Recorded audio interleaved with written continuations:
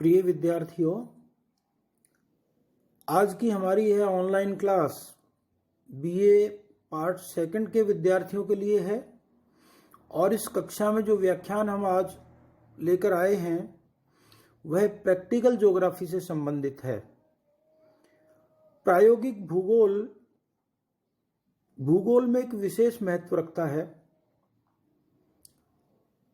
प्रायोगिक भूगोल के ठीक ज्ञान के बिना हम भूगोल की बहुत सारी जो समस्याएं हैं उनको समझने में, सुलझाने में नाकाम रहते हैं। मानचित्र बनाना प्रायोगिक भूगोल का एक विशेष हिस्सा है। इसी से संबंधित आज एक वीडियो लेकर मैं आपके सामने उपस्थित हूं। मैं आज के इस व्याख्यान में आपको वितरण मानचित्र बनाने की विधियों के ऊपर व्याख्यान दूंगा। बीए पार्ट सेकंड भूगोल प्रायोगिक के पाठ्यक्रम में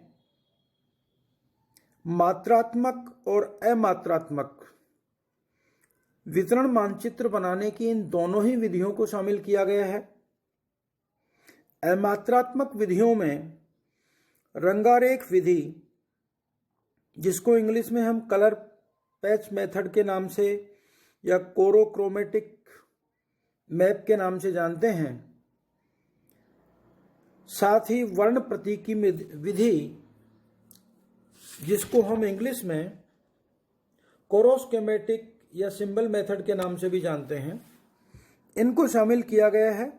तो इसी प्रकार मात्रात्मक विधियों में वर्णमात्री विधि, कोरोप्लेथ मेथड, सममान रेखा विधि, आइसोप्लेथ मेथड और बिंदु विधि, डॉट मेथड को शामिल किया गया है। तो हम इन पर एक एक करके चर्चा करेंगे। आज के इस वीडियो में हम अमात्रात्मक विधियों के ऊपर चर्चा कर रहे हैं। तो आइए पहले हम चर्चा करते हैं कलर पैच मेथड या कोरोक्रोमेटिक मेथड क्या है।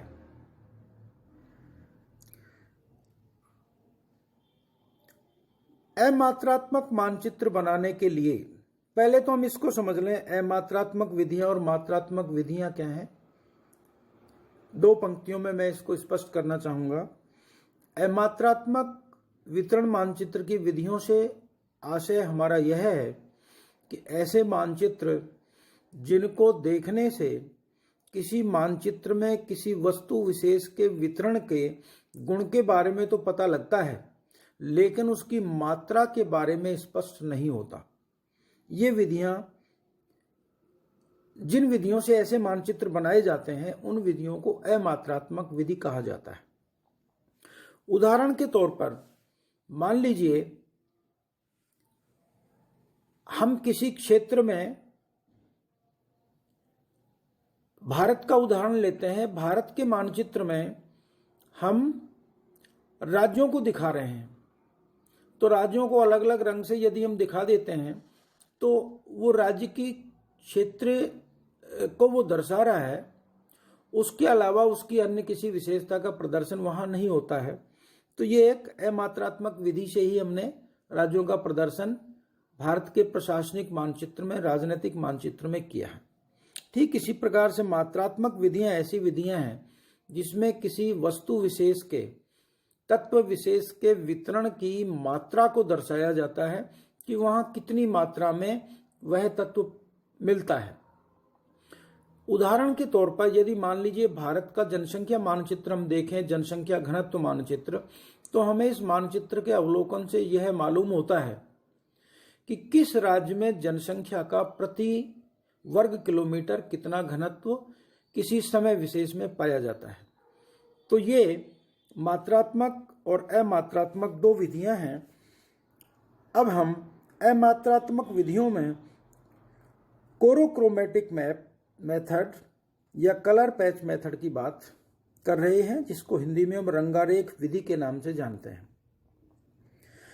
यह जो अमात्रात्मक वितरण मानचित्र बनाने की विधि है, रंगारेख विधि यह बहुत ही सरल है, बहुत लोकप्रिय है।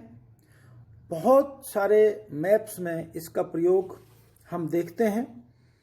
इस विधि के अनुसार जो वितरण मानचित्र बनाए जाते हैं उनको अलग अलग नामों से जाना जाता है। कई इनके नाम हैं, ये भी हमें समझ लेने चाहिए, हम नामों के भ्रम में ना पड़ जाएं।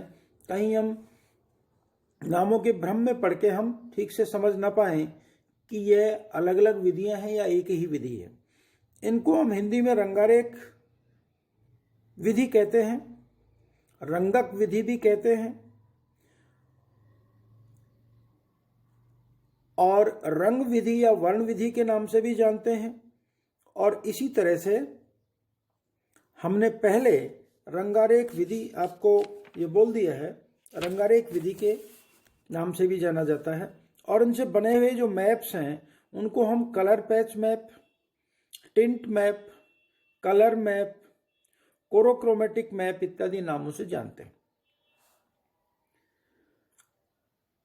यहां जब रंग का प्रयोग किया जाता है तो मानचित्र बड़े आकर्षक हो जाते हैं, बड़े आकर्षक लगते हैं। और मानचित्रों में भिन्न भिन्न तत्वों और वस्तुओं के वितरण को अलग अलग क्षेत्रों में दर्शाने के लिए जब हम रंग अलग अलग भर देते हैं तो उन तत्वों की अलग अलग क्षेत्रों में स्पष्टता हो जाती है कि किस क्षेत्र में किस तत्व की प्रधानता है।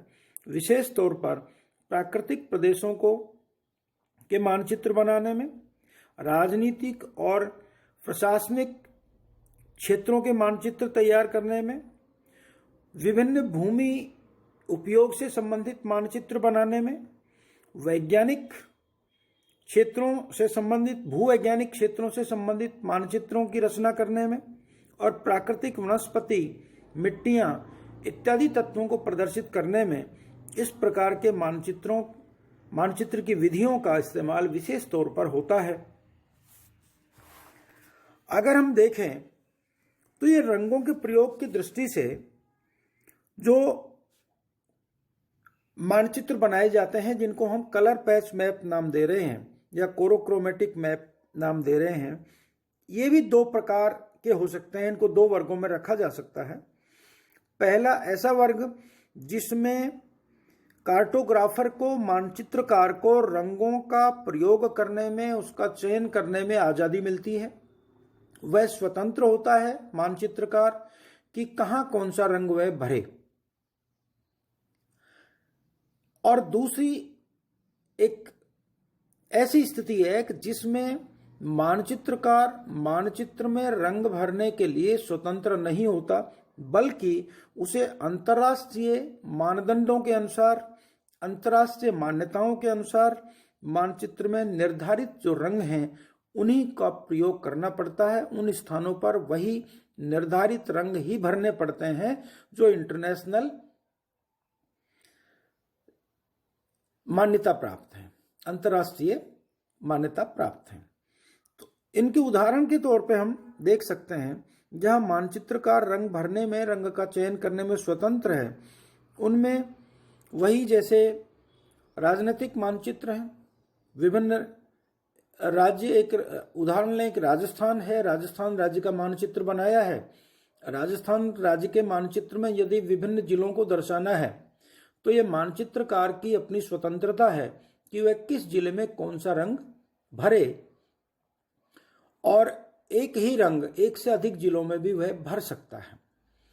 तो यह हो गए ऐसे मानचित्र जिनमें मानचित्रकार को रंग भरने की स्वतंत्रता प्रदान की गई है।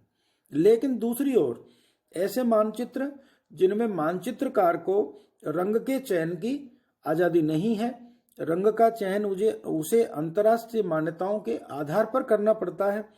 इन मानचित्रों में आधुनिक जो भूवैज्ञानिक मानचित्र हैं उनमें इस तरह के रंग, कुछ सिलेक्टेड रंग हैं जैसे पीले, हरे, नीले, बैंगनी, लाल इत्यादि रंग होते हैं जिनको एक निश्चित जगह पर दिखाया जाता है। ठीक इसी प्रकार से जो प्राकृतिक प्रदेश हैं उन प्राकृतिक प्रदेशों में भी रंगों को अंतर्राष्ट्रीय मानदंडों के अनुसार भरा जाता है। जैसे उदाहरण के तौर पर मान लीजिए एक प्राकृतिक प्रदेश है जिसमें कोई पर्वतीय क्षेत्र है, उस पर्वतीय क्षेत्र में यदि हम रंग भरेंगे तो वह मनमाना रंग नहीं भर सकते, वहां पर हमें गहरे भूरे रंग से उस पर्वतीय भाग को दर्शाना है। ठीक इसी प्रकार से मान लीजिए कहीं कोई पठारी भाग है तो उसको हल्के भूरे रंग से हमें दर्शाना है, मैदानी भाग को हम पीले रंग से वहां दर्शाएंगे, और वनस्पति से संबंधित मानचित्र है, कोई वन क्षेत्र है तो उसमें हम हरे रंग का प्रयोग करते हैं। घास के जो मैदान हैं, घास के मैदानों को भी हम पीले रंग से दर्शाते हैं, और मरुस्थलीय जो भूमि है वहां पर हम भूरे रंग का प्रयोग करते हैं। तो ये हमारे अंतर्राष्ट्रीय मानक के अनुसार रंग हो गए। इस आधार पर हम रंगों का प्रयोग करके मानचित्र की रचना करते हैं। कभी कभी रंगारेख जो मानचित्र हैं उनमें केवल एक रंग की विभिन्न छायाओं के द्वारा भी वितरण को दर्शाया जाता है। इसका उदाहरण यदि हम देखें तो यदि हम किसी क्षेत्र में पाई जाने वाली वनस्पति के प्रकार दर्शाना चाहते हैं तो हरे रंग की भिन्न भिन्न छायाओं के द्वारा हम उनके प्रकारों को प्रदर्शित कर सकते हैं। इस तरह के जो रंगारेख मानचित्र हैं उनको स्तरित मानचित्र या लेयर्ड मैप के नाम से जानते हैं, या लेयर टिंट मैप भी इनको कहा जाता है। तो ये हमारे